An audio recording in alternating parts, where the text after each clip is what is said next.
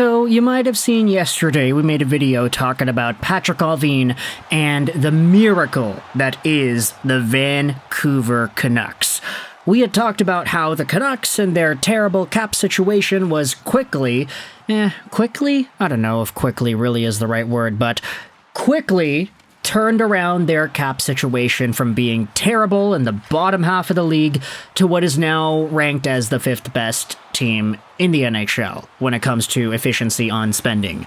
That was a great video, but of course, if you're a Detroit Red Wings fan, you're not here because you're thinking about the Canucks, you're here because you're thinking about Stevie Y and his progression, whether or not he has yielded similar results to the folks here on my side of the continent in Vancouver. Let's go back onto that article published on The Athletic by Dom Lucian, the NHL Contract Efficiency Rankings 2024 edition. Which team spent their money the most wisely? If you had seen the video yesterday, you know the format here. We are taking a look at players in the NHL, all the contracts essentially that are signed by all the teams, and every contract has a letter grade.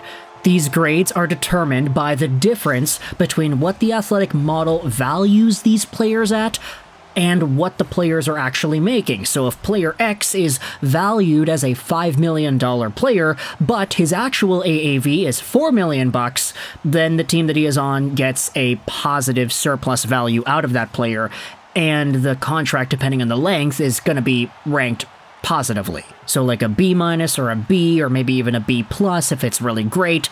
There's a lot going on here with all the contracts in the NHL. And the Detroit Red Wings part was indeed posted onto the R-Wings subreddit by user_Tristan_. Take a look at the post made on the subreddit. The Red Wings get a C in the Athletics Contract Efficiency Rankings. The comment here by Tristan stands out and gives us the scoop. Paywalled content, but I'll post the analysis and image for the Wings via Dom Lucian for The Athletic. This season, they're 24th. Last season, they were 23rd. Now, going over onto the graphic of the Wings and their chart here, they do have negative value in terms of their annual surplus as well as their total surplus. They have a C ranking in total, and if you look at the core here, you can see pretty much where all the numbers are coming from. 4 of the forwards that the Wings have signed actually bring positive value, and thus are reflected positively in the letter grades. Patrick Kane and Dylan Larkin are worth a lot more in terms of what they actually bring than what their real dollars indicate. Patrick Kane is a $6.4 million player making $4 million a year. Dylan Larkin is a $9.4 million player making $8.7 million a year. However, because Larkin's contract goes on for 7 years, the total surplus is $5 extra million, and it's given a B ranking as a result. There are, however, so many negatively valued forwards the Wings have, and the worst one of the bunch is Andrew Kopp. His overall ability is ranked as a $1.7 million caliber guy, but his real AAV is 5.6 mil. He is making so much negative value against the Wings on their cap, according to this athletic chart. If you go over to defense, it's the same split, 3 positives and 3 negatives. Olli Maatta, Justin Hall, Ben Sherratt, they are providing such negative value.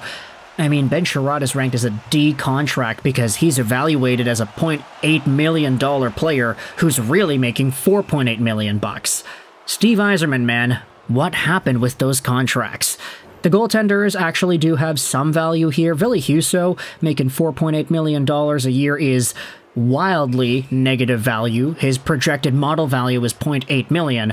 Alex Lyon, though, is outperforming his contract. He is about a $2.5 million goaltender, making only $900,000, so there's quite a bit of surplus there. And then if you talk about some of the other guys, they still need to re-sign Raymond and Seider, so this chart is not complete, but it is what it is, and it is posted onto Reddit. This is why I feel comfortable screenshotting what was on the Reddit post, because while it is technically the same content from The Athletic that is behind a paywall, I mean, you can find the Wings subreddit without any problems here, and because the information and all the stuff was copy-pasted onto there, we're going to be screenshotting that instead. This is what Don Lucian writes about for the Wings on The Athletic. A lot can change with where the Wings land depending on how much they sign Lucas Raymond and Moritz Seider for. On max-term deals, anything below 8.5 for Lucas Raymond and $7.8 million for Seider would be seen as a win, according to the model. Those deals would need to be major wins, though, to make up for a lot of the damage done to Detroit's cap sheet via free agency. Neither JT Compher nor Andrew Copp are delivering to the standard that they're being paid for. And things may be even worse on defense. Justin Holl has become a regular scratch, and Ben Sherratt delivers close to replacement-level results than the $4.8 million he is earning. In net, Ville Husso might be the team's third goalie and is the most expensive one at $4.8 million himself. Term isn't too big of a factor with those deals, so the problems don't compound enough to land the Red Wings lower, but the team doesn't have a lot of good value contracts to save them either. Both Patrick Kane and Erik Gustafsson should deliver surplus value, but that is mostly it. And so, when it comes to their projections here, the Wings aren't really in too good of a spot if you consider the caliber of talent that they're getting and what the model evaluates that at, and the actual dollars that they're paying. And I don't think that's too surprising. I mean, Steve Yzerman has built this team with a very specific identity in mind, and while there are many people now today, compared to, let's say, 3 years ago, who would put their foot forward in questioning what's going on with the Yzer plan, I still do think there's reasonable ammo to understand where Stevie Y is coming from with this team construction. They want to get guys that can help the team make the playoffs and maybe fight for a little bit more than just a first-round exit, and give the younger guys experience and doing so in the process. Andrew Copp and JT Compher and Justin Holl and Ben Sherratt, these guys are not going to be long-term wings. A lot of them are older. A lot of them are signed on for max 3-4 years, so by the time Raymond and Seider are in their primes, by the time, let's say, they sign a bridge deal for 4 or 5 years themselves, by the time they get their new contracts, a lot of these guys that are on the team now that are overpaid and not really providing much value, they will be gone. So at that point, you start thinking about the Red Wings and their future with the guys like Marco Kasper, Nate Danielson, Sebastian Cossa, Simon Edvinsson all breaking onto the team and doing damage. It's just, for right now, the Red Wings aren't really in a spot where they're building a team to be the best capable team possible, and it's not really like they're in any sort of a desperate need to stretch their cap to getting the most value that they can. Even right now, I mean, they signed Tarasenko, he's a good player. They signed Patrick Kane, he's a good player, but these guys are on shorter-term deals. The goal is to just kind of give younger players experience in winning and making the playoffs. So while it is true that the Red Wings really didn't do too much positively when it comes to spending their dollars in the right way, they don't really need to do that for what the goal is right now. I was talking all high and mighty and waxing poetic about this list yesterday because the Vancouver Canucks were ranked highly. But you could understand that with Vancouver, their entire philosophy is, hey, we kind of have a team that's ready to win now. Let's win now. That's our opportunity. So we can't overpay on anybody. We can't offer any cent more than what is actually appropriate, and thus their team is now in the top 5 category in the league in terms of building the roster and spending their money accordingly. Detroit isn't really in that same spot. They don't need to do that at this point. So, with this in mind, let me know your thoughts in the comment section below about the Detroit Red Wings ranking 24th overall on Dom Lucian's athletic model for teams and their efficiency in terms of dollars spent. Seider and Raymond, when they sign, they'll change that. But for now, this is all we gotta go on. A low ranking for some low-quality contracts. According to the model, of course.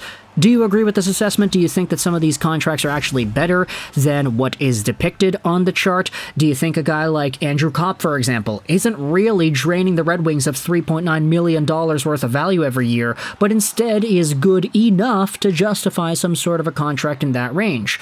Even guys near the top end, Alex DeBrincat is ranked as a $7.5 million player, but he's actually making $7.9 million, so he is still ranked negatively too. Let me know your thoughts in the comment section below about all these guys and the Red Wings roster itself. I hope you enjoyed this video, and bye.